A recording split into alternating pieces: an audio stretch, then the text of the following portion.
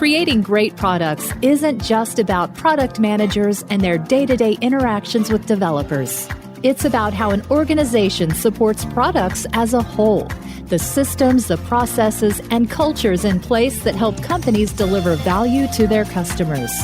With the help of some boundary-pushing guests and inspiration from your most pressing product questions, we'll dive into this system from every angle and help you think like a great product leader. This is the Product Thinking Podcast. Here's your host, Melissa Perri. So when you came into Contrast, you mentioned that you had to really oversee the vision, pull it together, lead the whole product strategy. Were there any points in those early days where you had to pivot that product strategy based on any like worldwide events or situations? I know security is such a hot topic right now. Yeah, I'd say the most dramatic thing that happened as an event was just about a year after I joined.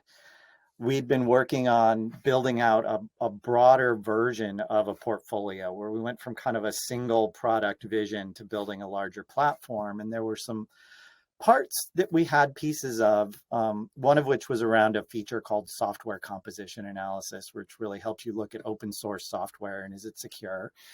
And we had some good features, but it wasn't a very hot part of the market. We were de-emphasizing it a little bit. Lo and behold, what happens in December of 2021, a few days before Christmas, a major vulnerability is disclosed in an obscure piece of Java software called Log4j. And Log4j is a piece of software that is so old that I was still writing code when, this was first put out. It was over 20 years old, and by our best estimates was used in 8 million applications around the world. And this had a CVE score, which in the security scale of 10.0. It was the most severe vulnerability you could have, where it was just easy to take over complete systems. So we had a very exciting couple of weeks helping customers figure out where these were and how do you remediate it and how do you fix it. And we felt like we were very successful at that. What became clear after that is that this software composition analysis feature went from kind of a backwater, wasn't the top of everybody's list, to the top of every CISO's list. Wow. So now all of our customers who were not asking about this feature, who maybe literally had weeks before been telling us, not top of my list, not my big focus, we kind of had to digest that this was a big change. And I think at first maybe we were a little resistant to it. Like, no, we've gotten feedback, consistent feedback that this was not the top of the list. But really that was a point where basically every customer that we had or wanted was impacted by that in a very real way, that it put it on the radar of management with buying power up the list. And all of a sudden it changed the priorities. And that part of the market has gotten a boost. As a result, over the next, few months, we had to retarget big parts of our roadmap. And that meant moving resources. It meant changing commitments that in places we'd said, hey, this other part of the portfolio, this is the important part. This is where we're placing the resources. Or we had to push out deliveries or decommit to things so that we could move things around and focus on this part of the market that had gotten really hot. And that's a really challenging thing to do. Yeah, for sure. And I feel like too, in some of those situations, some of the teams could be like, hey, why are we like blowing up our roadmap? Because we heard this thing is out there that we need to look at. And I've seen in cases where, people could lose morale if it's not handled correctly. Like, what do you do to help rally the team and execute that really well? Yeah. Well, look, in general, I'm a big fan of what I refer to as persistence of vision for a product manager. As a PM, you are dealing with customers and salespeople and stakeholders and managers who come to you every day with a new thing that they heard that's the most important thing in the world. And often your job is to say no to these things and stay the course and stay true to your vision, because what you are trying to get done is large scale, impactful, and requires persistence over time to get done what you want to get done. And so if you pivot every time a customer says something, or your boss's boss went to a meeting and somebody told them a thing, you're not going to make any progress. That being said, you asked me a question about was there like a world event that changed things that you had to react to? And in hindsight, this was one. This was not a customer conversation. This was not 3 meetings that you had at a conference. This was an event that impacted every single customer you had or could have. And so on the flip side, you need to be able to not just by reflex say, no, I had this on my roadmap, I'm going to stick with my persistence of vision. You have to be able to look at something like that and say it changed. And the thing actually that I'm dealing with right now is Chat GPT.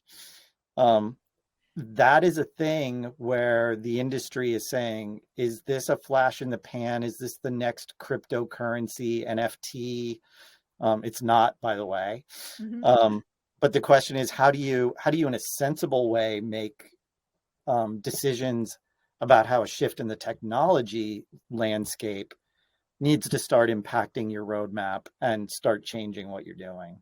Yeah. So what did you do when Chat GPT came out and everybody went nuts? I love it too.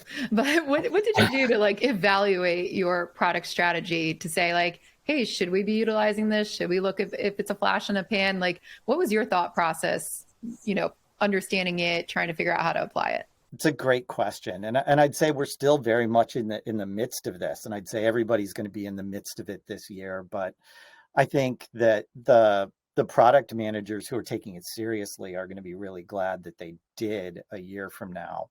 When I first saw it in, December or January, and I'd heard little bits about it, I lived through a previous generation of AI stuff that I was very excited about that kind of didn't really materialize. And so I came in very skeptical. And once I really started using it, I realized this is different. And, it was just a chat bot, but you all of a sudden start to think about how is this really going to change businesses? And, we started getting together and talked about what are the very short-term things that we could do that would start to be impactful. And across our business, some of the most interesting things is we started with like really integrating this into our products is going to take a lot of time and thought. Using this to change how we engage with customers and generate marketing materials and things like that. Those were very quick pivots where we could start to take advantage of the technology. And then how could we use some of these technologies to make our customers more successful, even prior to getting it in the product? And, the guys put together something where they fed all of our product documentation to the chat bot. And now you can ask the chat bot any question about how to use the product and it can answer you. The customers don't have to read the documentation anymore. And so those kinds of things, like how do you gain experience with that? But really one of the things I did is when the Chat GPT plugin architecture came out, somebody said, this is the iPhone moment for chat bots. Like this is the moment it takes off. And I certainly lived through that. So I went on the engineering Slack channel and I said, I'm putting out a bounty. Anybody who can get a hold of the APIs for that and figure out how to write a plugin and show it to me by next Friday gets $1,000. And lo and behold, I had demos showing up in my, email box by the next week. And then we used that to follow on, build a larger scale hackathon with, innovation events and brown bags. And now I have a big part of the team who understands these technologies and is helping build a roadmap for what we're going to do with them this year. That's really cool. So it sounds like the point of the hackathon may not have been to exactly find the next crazy innovative thing. It was more to like teach everybody how to use it and start thinking through it. Yeah. I mean, when it's a shift that big, you can look, here's the thing you say to product managers is the worst thing you can do as a product manager is just try to make a feature because there's a technology thing that's neat, right? It's a constant thing you fall into, like that's cool problem. Yeah. But what you do need to do is have a critical mass of people who understand the technology, who can get together and talk about it and think about it from a customer perspective. So getting it out there, getting some people inside the company who could touch it and feel it and build a demo leads to getting more people to see it and understand it and think about it. And this process we've been going through, I think we've been able to build a really interesting strategy around what we want to do over the next 12 months for this, where we deliver small things that have impact early, but aim for some bigger things that will actually either become product features or even one that we have in mind that hopefully creates a new market for us next year. Yeah, I think that's a fantastic way to get people up to speed on those things. Like, I think a lot of people think about hackathons as, oh, this is where like our next innovative product is going to come out of like the hackathon. And occasionally that works, but I don't see it work all the time. But having a hackathon to go deep on something new, that's like a really cool idea to get everybody building stuff with it so that they actually try it and think through it and get to learn it. That's awesome. That's really cool. So with that too, when you're thinking about like AI and as it relates to cybersecurity in the future, what kinds of trends do you expect to pop up? Yeah, well, I'll tell you the first serious thing I decided to do with Chat GPT is I decided to see, it's just sort of a test whether this was real. Like, what does this thing know about cybersecurity? Because it was a thing I know about, so let me ask it. Turns out it knew a lot. And I had this long conversation with it the first weekend, and I realized I think I just wrote a book. And Wow, that's cool. then what I did is I sat back and I said, if I was going to use this to write a book, what would it be? And what do I want it to be? And I sat there and I sketched out some ideas and I said, well, I'd want to write a book on cybersecurity and artificial intelligence. What's the impact on the industry going to be? I want it to be something everybody could read. So I want it in the tone of like a dummies book. And I sort of wrote a paragraph about that. And that became the prompt that I gave to the chatbot. And I said, write me an outline. You know what it did? Wrote me an outline. And then I had a conversation over the next half an hour saying, I change this, do this, do this. And eventually I got to the point and I said, write me the first chapter. And again, I had a conversation over the course of a weekend. I wrote some things. It wrote probably 80% of the text. And last week at RSA, a month after coming up with the idea, I had hard copies in my hand that we were handing out to people at the booth. But getting back to your question, what does this really mean for security? It's something I gave a lot of thought to. Mm-hmm. I think there are serious both offensive and defensive considerations in what this is going to do. And it's interesting because from a product perspective, I know people in the security industry have been thinking really hard about how to leverage even earlier gen AI technologies. And I worked on a product like that at Citrix, which we called Citrix Analytics for Security, where we could measure the keystrokes and mouse clicks that were going on in Citrix environment and find people spoofing other users and change their risk scores based on risky behavior. And we were actually building machine learning models of how all the users act. And it was really cool. And so you've been seeing more and more of that in recent years where people are building sort of pattern matching engines based on machine learning into their security products, looking for intrusion and things like that.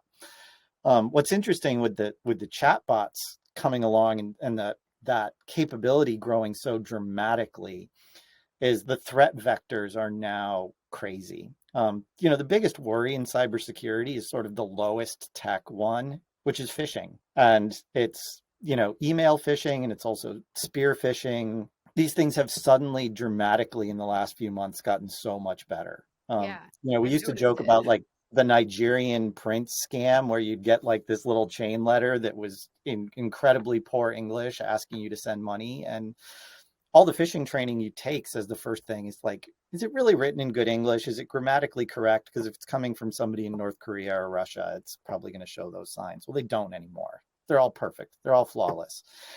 And now you look at deep fake technologies and all of these things. People can clone your voice from a 3-second sample. The next phishing attack you're going to get is going to be your spouse calling you on the phone, asking you for the bank account number in her voice and her cadence. And that's where this is all going. The next one is with these advances in the bots that can now write code. Is they'll write self-modifying code that will be running around the internet, and it's already doing this, looking for vulnerabilities. And your security by obscurity isn't going to work anymore because the things that used to require human hackers are going to be automated and 10,000 times as fast. And so it's going to be a pretty rapid escalation in the cybersecurity space, where the companies that do adopt more of these technologies quickly are going to be at a real competitive advantage. Wow. That sounds ridiculously scary for what it's going to be. I've already seen some of this happening, and it's blowing my mind just how crazy people are getting into hacking stuff. So I'm glad you're working on it. Glad you're trying to fix it. But that's really interesting. I think it's going to pose some challenges too for, leaders as they're trying to think about, how do I prioritize security, right? Like that is one of the big things we talk about with chief product officers and CTOs. How do we make sure that we're prioritizing the things that you need to get done, right? Versus just the net new features and building the stuff that may be strategic on those areas. So what's your advice for like CPOs and CTOs when they sit down and try to negotiate this? What should they be looking at for security? How should they be staying on top of it so that they know, what's coming up and what could be helping with that? Well, I think in a lot of ways, there's a parallel to how you think about security with the way you think about quality. And, every PM has had to make this trade-off. What do you call it? The iron triangle. I got quality, I got features, I got time to market. You could put security in as another box there, or treat it as a sort of similar super box with quality and just talk about sort of technical debt and non-feature oriented capabilities. And, you could put performance, security, quality all up there with all those ilities that make a big difference in your product. So you need to find ways to firewall off time, resource, and effort to deal with those things, because otherwise they fester. And one of my first real jobs, I did a startup right out of college for a few years, but my first real job is I accidentally wound up as a member of the Java team in the late 90s at Sun Microsystems developing Java. And anybody who's old enough to remember the early days of the web, the only thing you knew about Java was it was really slow. And later it got as a reputation for being insecure, but at the beginning it was just slow. And as it grew, it got slower and slower and slower because nobody wanted to deal with that. And there was a point where I was still writing code, and I sat with my boss and I said, well, how about if I just go fix it? And he looked at me like I was crazy. It was a constant. It's slow. I can't deal with it. I convinced him to let me spend some time on it. And lo and behold, I came back with a list of projects that would make it a lot faster. And all of a sudden, that let the management team start to think about, how do I prioritize what I want to do? And so those non-feature oriented things like performance, like security, one approach is say, well, I'll take 10% of my capacity and work on them. And there's something to be said for that. But beyond that, if you can start to get specific, if you can go to the team and say, how can I make security better? Not go make it better. Say, how can I make it better? Let them come back with 5 projects. And then you say, great, what are the pros and cons of these? What are the costs of them? That gets you into a place where you can use your product manager language to talk about them. Here's the benefit, whether it's a sort of direct customer benefit, like a new feature they're asking for, or it's going to make me secure against these things, or it's going to make the product 20% faster, whatever it is. I can look at that benefit and I can do a cost benefit analysis. I can stack rank it, I can prioritize it, and I can treat it like the other things I'm doing. Yeah. So when you're looking at this too, do you try to dedicate any specific amount of time to these types of things? Like I know some people do some boundary times where they say like 20% of dev work or 10% or 6% of all dev work is going to go towards those back end type things. You know what I've fallen into doing here, which I like, is we had a good conversation between the engineering and the PM teams about what do we want the ratios to be between sort of sustaining tech debt management, innovation. But then the other thing we had to do was we had to actually figure out how to measure it. And so we had to build systems where, automated systems that weren't just licking your finger and holding it up in the air, where engineers are actually entering enough data into Jira tickets in the right ways that you can create an automated flow where you can then look back at the end of the month and say, how much time did I spend on, these different major categories? So then what you can do is you can measure it. And the first thing you do is if you want to say it's 10%, that's pretty useless if you don't know what it is. And when you measure it, it might be 40%, and it might be for a good reason. So then what you start to do is say, all right, are these appropriate to the life cycle of the product and the company that I'm in? If you're in an early stage startup and you're spending a lot of time fixing bugs, that's probably a systemic problem. You don't spend more time fixing bugs. You step back and you say, what project do I do that's going to change the architecture so I have fewer bugs?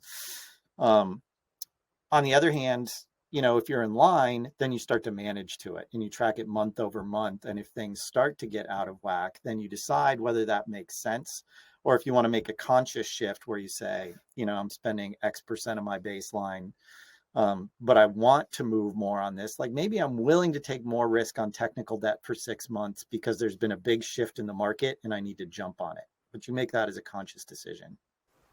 I really love hearing you speak about that because it's super top of mind for me right now. Like I'm deep into writing this book on product operations, and it's one of the big things that we suggest is like measure, what you're spending your time on. And I've gone into organizations and done that. But as soon as we start to go ask the engineers to either, pull their time out of Jira or start tracking their time, they immediately are like, no, you're not big brothering me, right? like, what are you doing over here? You know what I will say is that tracking time causes engineering allergies.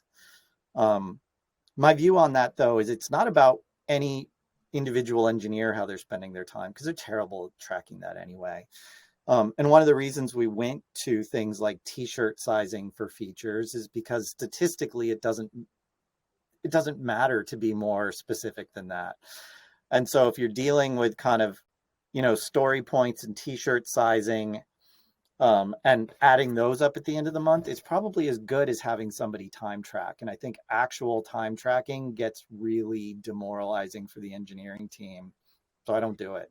Yeah, totally agree. So I was going to ask you what your system was, because I feel like even sometimes they get allergic just like being measured. So we'll go to, t-shirt sizing or things like that. And it helps a little bit, but I've always tried to explain it to them. It's not about holding you accountable to a date. It's about me being able to see, hey, if we take on this work, is this a 1-year project or a 2-year project or a 3-year project or a 2-month project or a 2-week project? Because we can't really gauge it. So I feel like people don't start it because they're worried about that time tracking.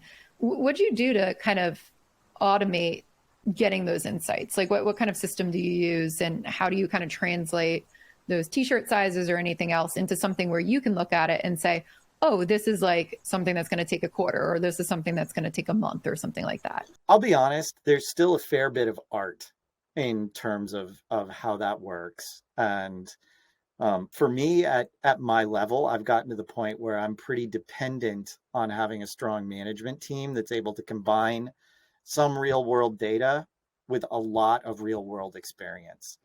And I'd say coming into this job, I had some parts of the engineering team that were more mature than others. And there were times where I felt like I just had to say, like, look, I know you've been here for a long time working on this and you say it's going to take that long, but I don't believe you. And people would just look at you aghast. And I'd say, I've done this for a long time. I know I'm new to this, and you try to be somewhat humble about it, but I'm like, I just don't believe you. Let's go back to the drawing board. Let's get a little more specific about that and break it down so we can look at it. And I think as a leader, you need to have the guts to be able to say that. Over time, though, as you do get your teams more coherent, you get them stable, they're working on things for a longer time, they will better self-estimate. The other things you need to do, though, is build a high degree of trust between your product management teams, your engineering teams, and ultimately your sales and customer success teams, where you want to be able to set aggressive dates for things and say, we should be able to get this done in 90 days, and I want to, but I'm not going to tell you it's going to take 180 so that I'm sure it's going to happen. So I want to be able to press the teams to be aggressive without setting the wrong expectations with things like sales, customer success, and even customers themselves. And so you have to build in that balance where you're able to, especially with your internal teams, really clearly communicate about what you're trying to get done, what the expectations are, and keep people in the loop. as you run into unexpected consequences or things that get in the way. Yeah, so build the trust, and then we can actually talk about things, and it's not like somebody's going to get punished for missing something by a week. It's amazing. You can be in a job for 2-3 years and have somebody say something like that. Well, I'm going to get beat up if I don't make this schedule. And you say to them, we've been doing this together for 3 years. You've missed 5 schedules. Show me the bruises. They're not there. And they'll kind of go, okay, all right. But people do have that. I think they get trained into it really early in school, where you miss an assignment and there's a deadline and people are scarred about it. Yeah, that's a good point. I never even thought about that, like stemming from the school days, but that makes a lot of sense. So with your team too, that we were just talking about, a lot of the work that you're doing is kind of like that unseen product development, right? It's what we talk about in other organizations as back-end product development, stuff that's not sexy and has like a cool UX and, you can swipe through or anything. And a lot of organizations, I think, struggle with how to collaborate between platform teams that build things like security and the user-facing teams, or how do the platform teams do product management, right? Like a lot of those questions pop up. So for you, when you're working with your team, how does product management, I guess, differ doing some back-end products versus, the things that have a super hard and fast UX or a lot of workflows that you can test really easily with the user and just see if they can use? Yeah, well, I think there were 2 questions embedded in there, so I'll tease them apart a little bit. So one of them was when you talk about having like a platform team versus feature teams or service teams. That's a really common thing these days. My last 2, big product areas have been built like that. Both the Contrast secure code platform and Citrix Cloud, which is what I worked on last, were both, SaaS products built on a common platform where we had multiple services that we sold distinctly. And we had different product management teams that maintained the platform versus the services.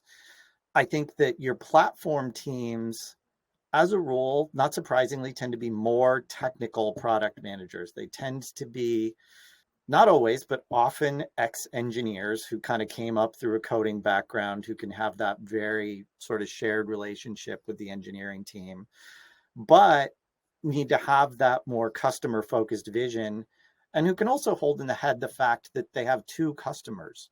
One is actually the end customer who will see their services bleeding upwards, whether it's the identity management service that actually is running the login screen, which is the face of the product. But their other customer are the product owners and PMs on those services. And so you need to be able to keep both of those in mind, that true end user customer and your internal customer, which is using your services. And they're a very cranky set of customers because they in fact have no choice in their buying patterns. Their only choice is actually to be super subversive and go around you. And so setting up, again, that trust dynamic between that platform team and the services team sitting on top of it is really crucial. The other part of your question, though, is I think in some ways the more fun one, which is if you're working on a product that is not something where it's not a B2C type product, it's a B2B product. It probably has a user interface, but that's probably not the most important part. It may seem counterintuitive, but that's where actually design thinking and customer empathy are the most important. And I got a big dose of this. I said I was a son in the late 90s and early 2000s, and I left for a couple of years to go do a startup. And we were actually, the short version is we were trying to invent cloud computing, and we invented a lot of cool stuff at the time. And we had the ability to show sort of like, here's your farm full of servers and here's where all your workloads are. And you could watch them move between servers, and we could take customers in the data center with like a big set of bolt cutters, and they'd cut cables and things would move. And every customer left the demo going, that's so cool. And their eyes would sparkle, and we'd think, man, it's just as soon as, we were showing beta versions of the product, as soon as this gets done, we are going to make so much money. Everybody wants it. We didn't sell any of them, not one. Like the first 2 quarters after we introduced it. None. And I was still on the engineering team at that point, and I was frustrated. And so I bought a ticket from Silicon Valley to New York, because we had a lot of financial services types that had been the prospects who trialed the software and had been the ones who said, this is so cool. And I remember actually sitting with a VP of IT at Lehman Brothers, which famously went out of business for being super arrogant not long after that. But I'd worked like over the phone with this guy for 4 weeks on a proof of concept. And he was super geeked out and super enthusiastic. And we went through this long list of things that he wanted to see, and we could do every one of them, but he didn't buy it. And so I just showed up at his office and we had coffee, and I asked him why he didn't buy it. And I'm going to edit out the extra spicy New Yorker parts of the commentary, but he said, Steve, it didn't solve my problem. And I remember just being flabbergasted. We'd worked together for 4 weeks. He'd given me lists of what he wanted to see, and we showed it to him all, and he thought it was really cool. And I didn't know what else to say other than, what was your problem? You know what he did? He described it to me in really clear English in a few sentences. And you know what? My product didn't solve that problem. I'm like, how did we get a year into building this and like all the way through a POC and nobody knew what your problem was? And, you know, interesting thing for the product managers, again, I was a VP of engineering at that point, and I flew home and I told everybody this, and all I got was everybody really mad at me. Told me I was crazy. You don't get it, Steve. 3-4 weeks later, after everybody being mad at me, they asked me if I would run product management and Ken could run engineering. And that was my first job as a product manager. I just like leapt into running product management because I was the guy who was willing to show up and say, what is your problem? And I got, not only did I get a clear description of the problem, I got a clear description of the pain. He's like, I'm like, how bad is that problem for you? He's like, Steve, if I don't solve this problem, it's going to cost the company $500 million next year. Whoa. It's like, I need to build a new data center in New Jersey if we don't solve this problem. It's like, wow. And that problem was solvable. That was a thing we could solve. It was not a huge leap from where we went. That's why he could think our product might solve that problem for him, because it was really close. And that's the trick. Going back to your question about those infrastructure products, is the user interface can be glossy. People love it. But until you get deep down into it, like the actual match between that and the customer problem with those infrastructure products is not always obvious. And being able to get somebody to express their really clear customer pain to you, and you having a product management and engineering team that is savvy enough to come up with unique solutions to that pain that people will pay for, that's the difference between you being, you know, well, turned out VMware, or being the company I was at that nobody's ever heard of, because it turned out VMware solved that problem. And, you know, VMware was a very small company at the time, and we could have been VMware instead if we'd understood that problem a year earlier. Yeah, there you go, with the whole opportunity cost on not doing product management right from the get-go. What happened though? Like, why didn't they ask what their problem was? Like, what was the product team doing? It's tough to say when you look back on it and when it wasn't me who was the product team at the beginning. But I'd say the general thing, and I've seen this multiple times in my career and even been guilty of it, which is you see an opportunity, a general opportunity where you understand that there's a general hole in the industry, and you get sucked into and excited by some technology that's in that area. And you get too excited about the technology and you don't focus enough on the pain. And so, again, you feel that validation when you show something to a customer and they say, that's cool.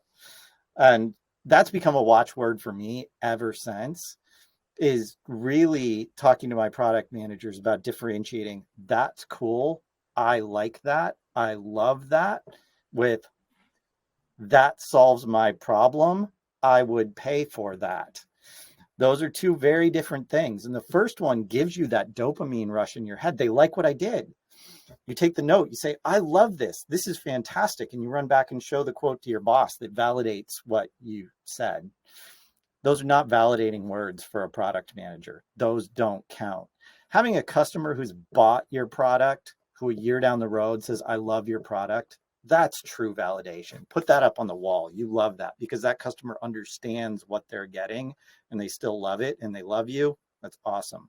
Customer who saw his demo, who says, I love it, or you say, would you like this feature? And they say, that's great. That's zero validation. That's nothing. You have to get underneath that. You have to get down to what problem do you have that this solves? Am I sure this is going to solve that? And is it something that you're going to have a budget for this year?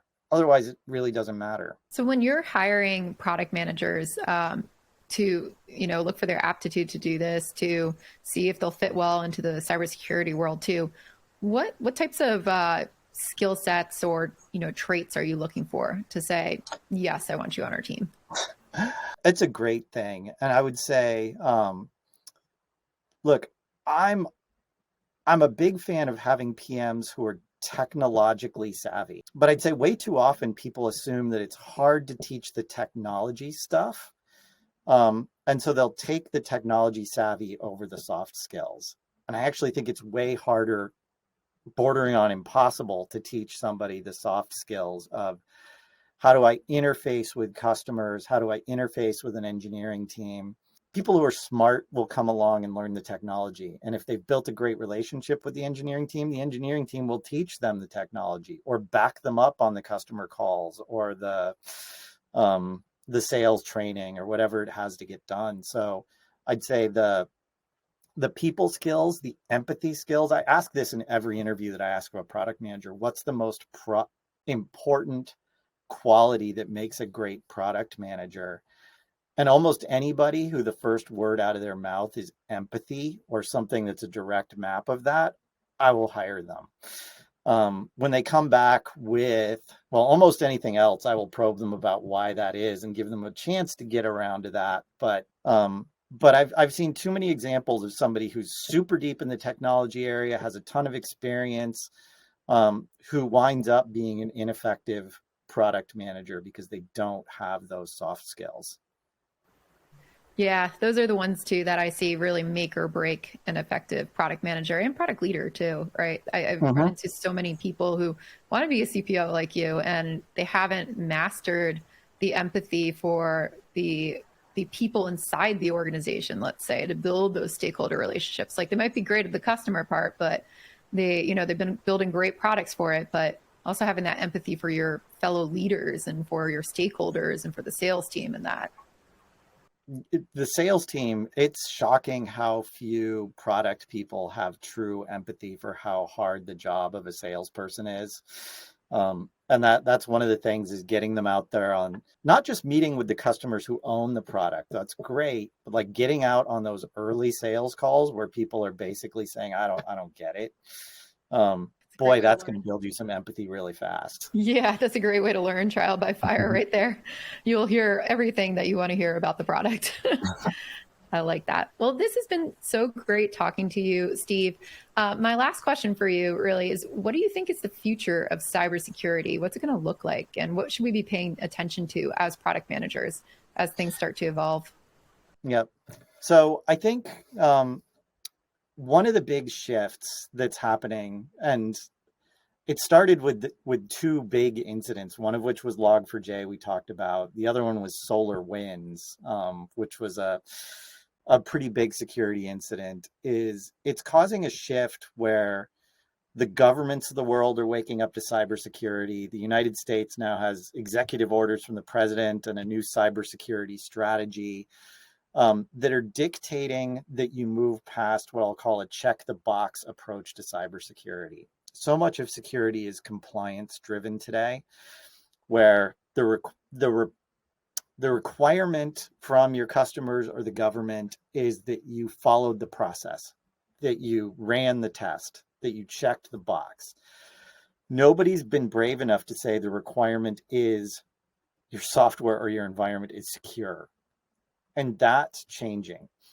And that's starting to change buyer mindsets. It's going to take a while, but that's a huge opportunity. And being able to say with some confidence that my product is really going to change your cybersecurity outcome that's going to be a big shift for parts of the industry, that you're moving past that check the box attitude. The other one I touched on earlier is, I think we're going to see impacts of artificial intelligence across industries. Cybersecurity is going to be a place with a huge, very immediate impact. And again, it's going to be both offensive and defensive. And so SaaS companies of any type are going to need to think about their security as quality as something they're probably going to have to invest in more, or they're going to be putting their customers at risk in this environment as things escalate. Companies in the security business, they really need to be thinking about, how am I going to, in an orderly, well thought out way,